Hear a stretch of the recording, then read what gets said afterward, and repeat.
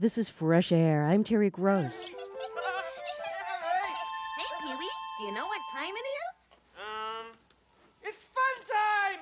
It's fun time! Pee-wee's Playhouse, all 5 seasons, that's 45 episodes, has just been released on DVD. It was broadcast as a Saturday morning kid show from 1986 to 91, but its audience included a lot of adults, like me, who loved the humor, the characters, and the design. Our TV critic, David Bianculli, describes the DVD collection as packed with more entertainment and insanity per minute than any release this side of the Looney Tunes collections. We're going to talk with Paul Reubens about creating his alter ego, Pee-wee Herman. Reubens declined to talk about his past legal problems pertaining to charges of indecent exposure in a Florida adult theater and his collection of vintage erotica. Pee-wee's Playhouse had a great cast of characters. Even the inanimate objects were alive. The chair, the window, and the daisies on the windowsill could all talk. A puppet band of beatnik-style hipsters played jazz, sang, and talked in rhymes. The food in the refrigerator was alive. And in each episode, a robot-like boombox named Conky printed out a secret word. Ready to assist you, Pee-wee. Morning, Conky. What's today's secret word?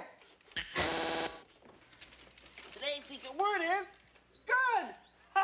Now, you all know what to do whenever Anybody says a secret word, right? Scream. That's right. For the rest of the day, if anybody says a secret word, Scream real loud. Ready? Let's try it.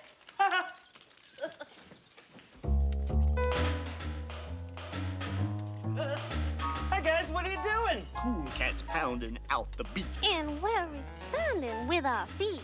Like they're dancing, man. I can dig it. Hey, let me try rhyming. Cool. I'd talk like you do if I could. Come on, Pee-wee, you're doing good. A great big scream is what we heard. I must have said the secret word.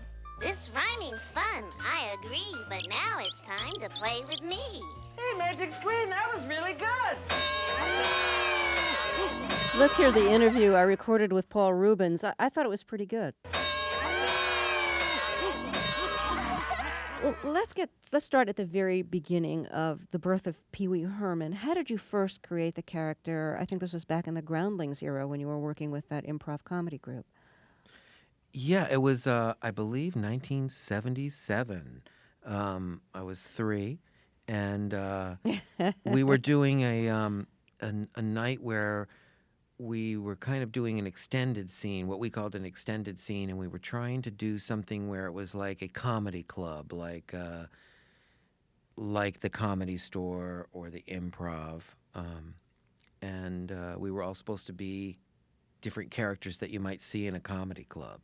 So I decided to be the guy at the comedy club that everybody would like immediately know this guy was never going to make it as a comic. And part of it was because I couldn't remember jokes in real life. I couldn't remember the punchline, or I'd get halfway through the joke and I was always the guy who'd be like, oh, wait, no, I forgot to tell you this part, you know. So that's, and that character just sort of came out that night. I mean, I borrowed a suit from the director of the Groundlings, Gary Austin. I borrowed his suit, which had been made for him by a guy named Mr. J, if he's out there listening. And somebody else gave me a little tiny bow tie. I had a little 1-inch long harmonica that said Pee-wee on it. And I knew a kid whose last name was Herman, and Pee-wee Herman sounded like the kind of name you would never make up. It sounded like, you know, a totally real name, like made by somebody whose parents were, you know, didn't really care about them. So did you make up intentionally bad jokes? You know, I don't think I even had jokes at the time. I think, like, basically I had a paper bag full of toys, and I would bring them out and just go like, and, you know, it was really sort of kind of a pathetic kind of act. I didn't do jokes for many, many years, and then I finally, I think the first time I ever told a joke as Pee-wee was on David Letterman's show, and I used to have... I loved really long jokes, so it was like a story that was a joke, and then I would halfway through go like, oh, I forgot this part, and I'd have to go back, and it was just a big long long joke where, fortunately for me, it was a really funny punchline. So just when you were listening to it going, oh my God, if this doesn't if this isn't over in 30 seconds, I'm going to shoot myself, there would be a really funny punchline and it would all be okay. So how did this really bad comic, Pee-wee Herman, develop into the kid show host, Pee-wee Herman? I'm not sure there was much development involved. I mean, that character got such a great response on the first night that it ever appeared that I very quickly realized, this is something to pursue. So I did pursue that character, and in the Groundlings review, I had about maybe a 10-minute slot as Pee-wee Herman. So I had about 10 minutes worth of, here's my toys, and I threw Tootsie Rolls at people in the audience, and about, I don't know, a year after I was doing it in the Groundlings review, I was flown to New York to be one of the finalists for Saturday Night Live, the year that the last original cast member was gone. It was the first year of an all-new cast. It was the Eddie Murphy, Joe Piscopo year. And it was the first and only year that Lorne Michaels didn't produce.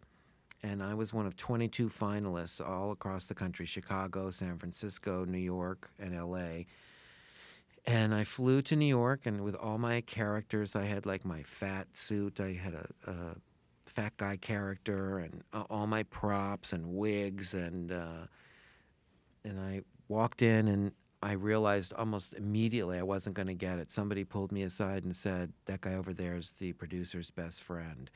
And it was somebody who did get on the show, whose name I won't mention, who was very similar. I mean, we were both kind of nerdy, dorky guys. So I knew it wasn't going to be both of us.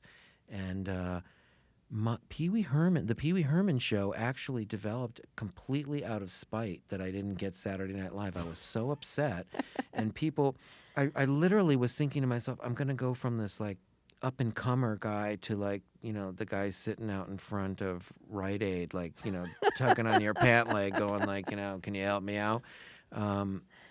Without ever having, anything going. So before I even went home, I landed in Los Angeles and called my parents and borrowed some money from them. And probably within 2 weeks, I had 60 people working for me for free. And we produced that show. So, well, let's talk about the creation of the Saturday morning version of Pee-wee's Playhouse. Okay. Let's start with your voice, since you're speaking to us on the radio. Obviously, you didn't use your regular voice for the character of Pee-wee. How did you arrive at that kind of high and laughy voice that you created? I had been doing years before the creation of Pee-wee Herman. I worked at a theater that was the State Theater of Florida, called the Oslo Theater, which is still in existence, still a fantastic place, was in my hometown, Sarasota, Florida, and was based at the John and Mabel Ringling Museum of Art, which Sarasota, as you may or may not know, was the former winter headquarters of the Ringling Brothers Circus, so there's a lot of Ringling influence there.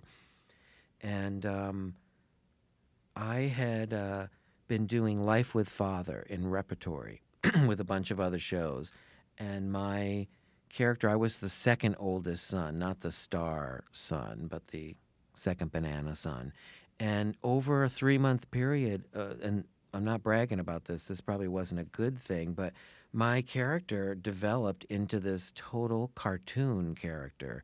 And I didn't really even realize it, but 3 months down the line, somebody said, wow, do you remember what you were originally doing and what you're doing now? And I was like, wow, it is really different. So the voice came from that. That is Pee-wee's voice. It was from, good morning, mother, blah, blah, blah. And that became Pee-wee's voice. So I love that story. So from doing theater, you developed the voice for Pee-wee? Yep. You sound incredulous. Well, it sounds like it must have been pretty cartoony by the time it was done. It was. It was pretty cartoony. How did that happen? Did you not like the play? I don't know. No, I loved the play. I thought it was a really great play. I think I just wasn't very professional. I was an idiot. I really Oh. didn't. I didn't know what. I didn't know you weren't supposed to like change it completely into a cartoon. It was unwittingly. I did it unwittingly, Jerry. Now, the way you looked as Pee-wee Herman, with your hair slicked back and the face makeup with the rouge and a little bit of lipstick, reminded me almost of like a silent film star, like a really nerdy version of a silent film star. There was something almost, like Valentino with the slicked back hair, and I always assumed that those guys wore like a little lipstick and rouge too, in the black and white movies. Were you thinking about that as well, visually? I feel like I was around back then. I was a big fan of a bunch of people, but not real. I whatever happened, I think must have been kind of subliminal with me because I never really. Once Pee-wee Herman was successful and people knew Pee-wee Herman, then people wrote quite often. Eddie Cantor or Right. who's the other person? Like some of like Harold Lloyd, some of the silent people you're talking about. Even Pinky Lee, who I had seen as a kid, but I mean, and Jerry Lewis, who, if you're listening, Jerry, I know you're not a silent star, but I'm sure that all those elements had some sort of play on it, but I never really tried to like look like anybody in particular, and the makeup really was kind of like I didn't have a makeup artist. I mean, I did it myself, so I wasn't really trying to look like I had lipstick or rouge on. I was just like I didn't know how to do it. No, your body. I love that story too.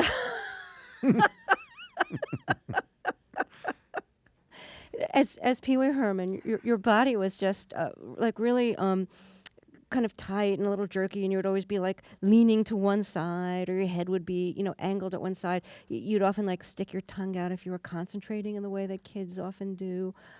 Was there a particular like kid you modeled yourself on as Pee-wee? No, there really wasn't. I think it was just a blend of lots of people I knew and kind of like a lot of who I really was down deep somewhere, I think. How deep? Not that deep. My guest is Paul Reubens. All 45 episodes of Pee-wee's Playhouse have been released on DVD. We'll talk more after a break. This is Fresh Air. My guest is Paul Reubens. He's best known for creating the character Pee-wee Herman. All 45 episodes of Pee-wee's Playhouse have just been released on DVD. One of the features of the show was snack time. In this episode, Pee-wee's eating at a salad bar. What's this? Looks like a brain! Cauliflower. Hello? Onions? Sweet peppers. Radishes? Now, The beans! Green beans? Garbanzo beans? And pinto beans! Now, mushrooms! Sure hope these aren't the poison kind. Ah! Ah! Just kidding. Mm. Is 3 enough? 6 too many? Can we talk a little bit about the look of Pee-wee's Playhouse? It was just such a fantastic set of images. Bright colors, all kinds of like shapes, and everything was alive in it. Like the chair had arms that could embrace the person sitting in it, and the chair talked, and the window talked. How is the look designed, and were you a part of that? Were you taking some kind of psychedelic drug when you watched that show? No, I'm just kidding, Terry. The look of the show really had a lot to do with an artist named Gary Panter, who designed the original stage version of it and designed much of was really the overall production designer and created the look of the show. the television version of it. He was somebody who, when I was really creating that character in the early days of Pee-wee Herman, was kind of like the punk scene in Los Angeles, and he was kind of one of the premier punk artists. And I had seen a lot of his work. He was in a publication called the LA Weekly. And in Raw Magazine that Art Spiegelman edited. Exactly. And I'd seen a lot of his work, and I loved his work. And I contacted him and asked him if he would do a poster for a show that I hadn't created yet. And he said, well, why don't I do the poster? And, well, actually, he said, let me come down and see what it is. So he came down and saw me in the Groundlings show, where I had my little 10-minute Pee-wee thing, and came backstage and said, I'd love to do it, but why don't I do the whole thing? Why don't I design the sets and the puppets and everything? And I said, yeah, great. So he designed that, and then when we got the deal with CBS a few years later to do it as a real television series, he came on board. He was the first person I hired and said, you gotta do this set. So it was, the rest is history, I guess. But I think it's probably the most amazing aspect of the show, in my opinion, is the design of it. It was just so startlingly incredible, in my opinion.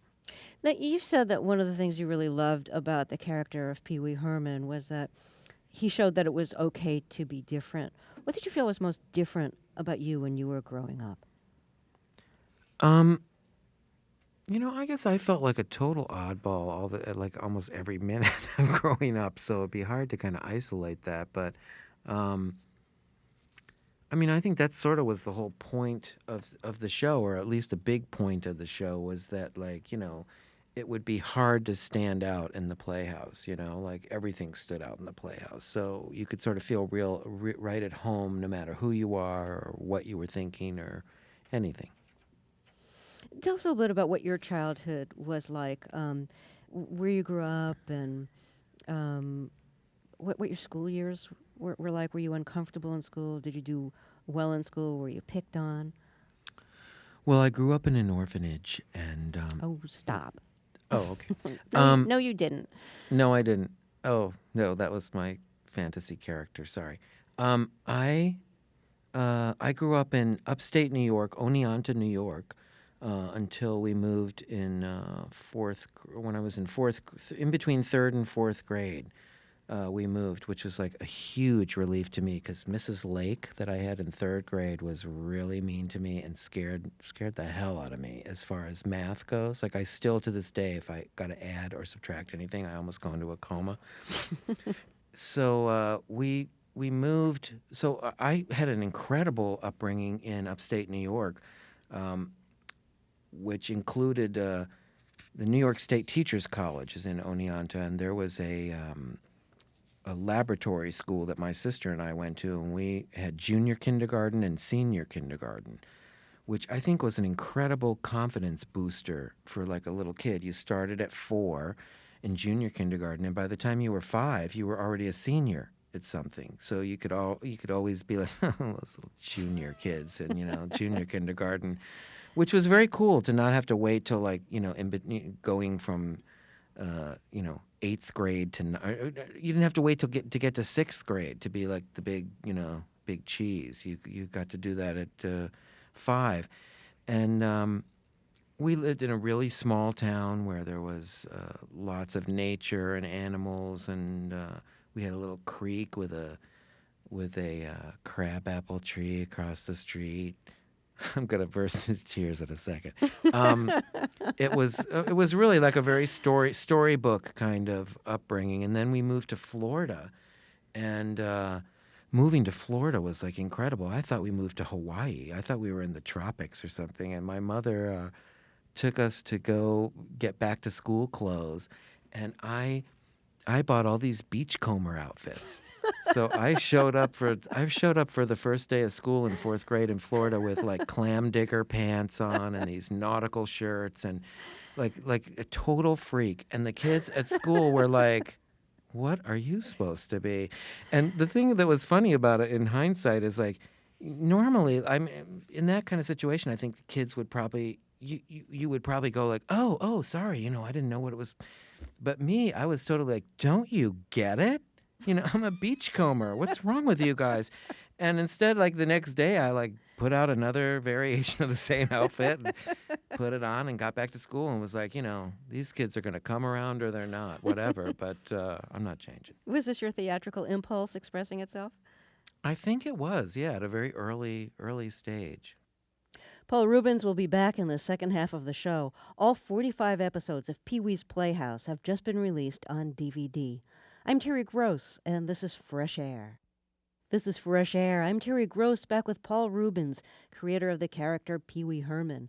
His series Pee-wee's Playhouse was broadcast on CBS Saturday mornings from 1986 to 91 and won 22 Emmys. The complete series has just been released on DVD.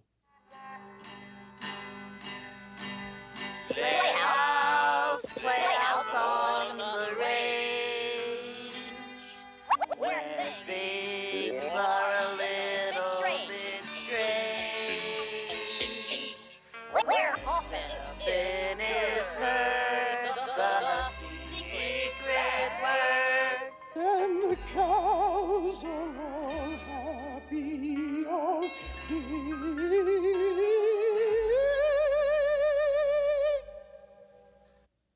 That was the characters in Pee-wee's Playhouse serenading Pee-wee. When we left off, Paul Reubens was talking about moving with his family to Sarasota, Florida, when he was in 4th grade. So when you moved to Sarasota, which you said was the winter headquarters for Ringling Brothers Circus, did you meet any circus people? Oh, I met lots of circus people. I mean, for one thing, you could see the circus people coming down the street, like the lady with the bright red hair and the wooden shoes, would be obviously a circus person. I mean, you could just tell that they were very show business people in a very small town, a conservative small town. So you could tell who they were. We rented a little house the first year we moved to Sarasota, and we used to hear these explosions all the time. And we never could figure out what they were. And one day, a couple weeks after we moved, our whole family was walking. We took a walk one night after dinner, and we heard this explosion, and we looked in between these two homes. We saw somebody flying through the air in between these two homes. And it turned out that it was the Zucchini family, and they were the family with the giant silver cannon, and they were shooting each other out of the cannon in the backyard. That's so and in bizarre. fact, years later, when I made my circus movie, we went back to Sarasota and recreated that cannon. For Big Top Pee-wee? Yeah. Wow. Don't you love that Did you story? want to be in the circus after seeing this? I did. I actually thought that if I've been asked, like, what would have happened if you weren't successful as Pee-wee Herman, what would you have done? And I really thought I was headed for a career in the circus. As the pin-headed guy. No, the the unfunny guy. The guy who I don't know. I knew how to walk a tightrope. I could do trapeze. Could you really walk a tightrope? Oh yeah. How'd you learn that? Why would I make that up, Terry? I don't know. I went to circus camp when I was young. Really? Mm-hmm. I swear. And did you ever do the Circus Barker rap? No, I never did that. I considered briefly covering my body with tattoos, but I didn't do that, which is a good thing now because, everybody has that now, That's so right, it that's wouldn't right. really be like, it'd be sad if I did that.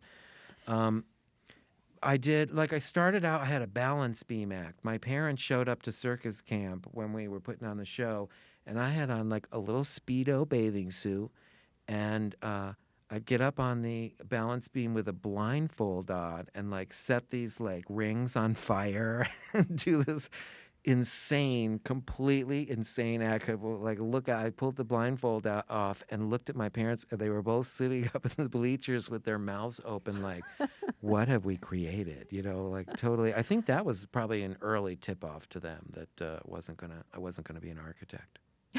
So were you inhibited or extroverted as a kid? One or the other? Or something in between? Honestly, I think I was probably a little of each. I was sort of skitsy when I was like a kid. I would be like very introverted and up in my room by myself, and then I would be like the life of the party, like gathering all the kids around to like. We had a little stage in our basement that my dad built me once he realized he was raising a little monster actor. So the kids in the neighborhood would come over and try to figure out like what was the teeniest part they could give me so they could use the stage. So we would do like these murder mysteries where like the opening of the show would be me getting pushed off stage into a vat of acid, and then I would be like, my part would be over, and then all the older kids would like do the show. It wasn't until later in life I realized, I'd come in and go like, "You've met my attorney, right? Let's see, talk to them." What TV shows did you watch as a kid? I was part of an early study on the effects of television on children when I was going to that school in upstate New York I mentioned. I remember being in first or second grade and having some scientists come into our class to ask us questions about like what shows we liked. And all the rest of the kids were like Mickey Mouse Club and Howdy Doody. And my favorite show was I Love Lucy. And so I got like selected out of the whole class. I had to go in, leave the office, leave the classroom and go to an office and listen to a bunch of scientists go like, well, what was it about the I Love Lucy show that attracts you? And who do you like better, Lucy or Desi or Ethel or Fred? And I was like in second grade. I didn't know any. I just thought like, well, I like the show just because I like the show. That's a long way to answer. I didn't even answer your question. I watched, in addition to I Love Lucy, when I was really young, I loved the Mickey Mouse Club. I loved Captain Kangaroo, and I loved Howdy Doody. I was even on the Howdy Doody show. My mother drove me and my sister to New York, and we were on the Howdy Doody show. In the Peanut Gallery? Mm-hmm. Somebody knows the Howdy Doody show. Good. Impressive. What was it like to be inside rather than watching it on the TV? Very confusing. I remember my sister was so freaked out. She burst into tears right before the show, and she had to be like put in an isolation booth. She didn't make it.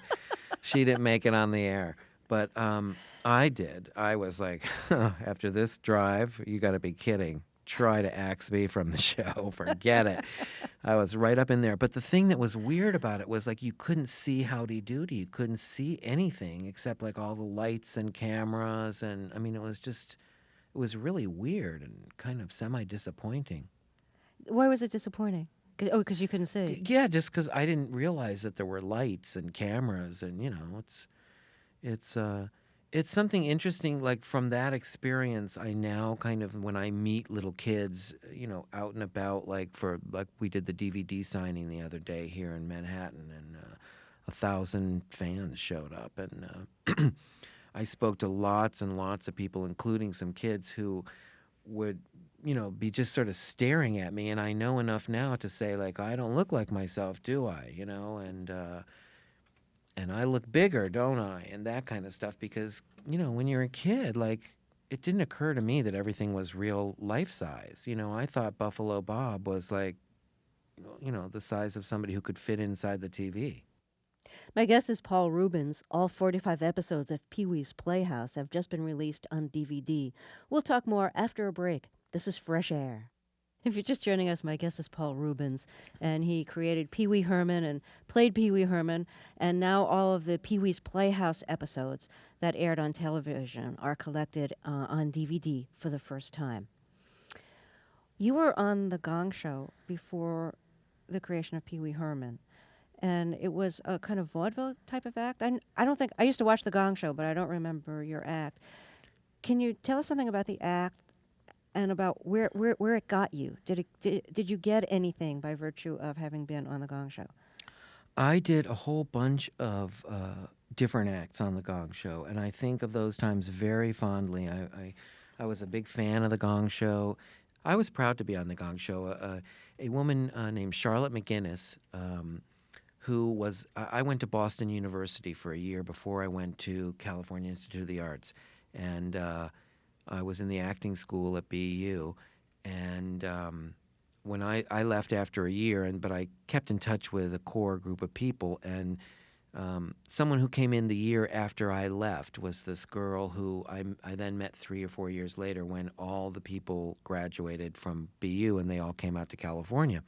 And she had just been on The Gong Show, and I met her, and the first thing she said to me was like, do you have any interest in being on The Gong Show? I'm looking for a partner to do something on The Gong Show. And so that was kind of me going, okay, I'll try comedy. I mean, I had done comedy, but I hadn't really been focusing on it. I was much more of a serious actor in the James Dean kind of school. And That's funny. I mean, because your image is so not that right now. well, I had a different image and a different image of myself at that time. And so she had said, you know, you can join the union after you've been on The Gong Show more than one time. The second time you join the union, which is what she was trying to do, and you get paid. Once you join the union, you get paid for the performance. So I was on The Gong Show about 15 times, and she and I did, we had an act called The Hilarious Betty and Eddie, and we did that on The Gong Show. We won $500, and then they asked us to come back and do it on the nighttime version, which meant I was automatically going to join the union and get paid more money, or get paid, and we won again on the nighttime show. And Artie Johnson said, was one of the judges from Laugh-In, and he said, what are their names? What are their names again? And Chuck Barris said, Betty and Eddie. And he said, well, Betty and Eddie, we're going to hear from them in the future. And I literally ran out of the studio and called my parents. I was so excited about it. You know, Artie Johnson recognized us. And being part of this duo act and coming up with material for The Gong Show then led me into the Groundlings, which was an improvisational group which had a real bent towards writing and character creation. And it was pretty early in my career where I realized, like, no one's going to do this for me, you know, like that I needed to write, that I needed to create my own vehicle and create material. And, you know, anyone who's thinking about this kind of career, I would encourage that, really, because you can wait a long, long, long, long time for that, you know, fictional or for that person who's going to come and discover you and go, what's your name? Oh, my God, you know, you're going to be a big star. It just very, very rarely happens like that. So I think, you know, if you're waiting around, you know, you might spend some of that time coming up with some ideas and putting them on a piece of paper. You are working on a couple of other Pee-wee Herman related movies, I think. Can you tell us anything about those? I'm doing, I have 2 Pee-wee scripts. One is a spin-off of the television series we're talking about, the Playhouse. It's basically Pee-wee's Playhouse, the movie. And we'll sort of see for the very first time what's outside of the Playhouse, which we talk about Puppet Land, but we've never really seen it. And would star all the characters that live in the Playhouse and that visit the Playhouse. So it's sort of like an epic Wizard of Oz kind of adventure film. And then the other one is what I refer to as the dark Pee-wee movie. It's kind of the Valley of the Dolls Pee-wee movie, which I think is the one that's going to get made first. And that at this point is just waiting for a rewrite. I just have to sit down and finish rewriting it, and then it's going to get made. And you're working on a Western also? Yes, I'm developing a Western television series for Showtime. But I can't really talk too much about it. There's not too much information about it yet. And you'd star in it? I don't know. I think so. Mm-hmm. Riding a horse? Use your circus experience? I did a Western, actually. I did a Western called South of Heaven, West of Hell with Dwight. It was Dwight Yoakam's movie. He wrote it, produced it, directed it, and starred in it. And so I got to go to Arizona and live out my, you know, plain cowboy fantasy. And it wasn't a comedy? No, no. In fact, a lot of people have seen that film and gone like, "Where were you? Were you cut from it?" And I'm in it all the way through. I'm just almost unrecognizable. Paul Reubens, thank you so much for talking with us. Terry, thank you so much. I really appreciate it, and I had a lot of fun. Paul Reubens, all 45 episodes of Pee-wee's Playhouse have just been released on DVD. A chance to see all of the Playhouse characters, including the genie. How about that wish, Pee-wee? Use it or lose it. Let's see, what should I wish for? How about a team of horses, Pee-wee? I know. I wish that all of you will come back again next week. All right. Everyone repeat after me. Mecca-lecca hi, mecca-hiney-ho.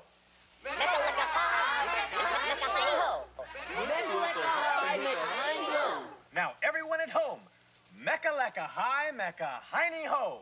Mecca-lecca hi, mecca-hiney-ho.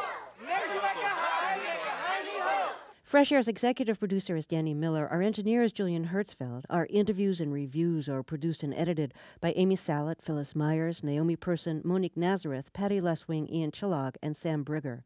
Anne-Marie Baldonado directed the show. I'm Terry Gross.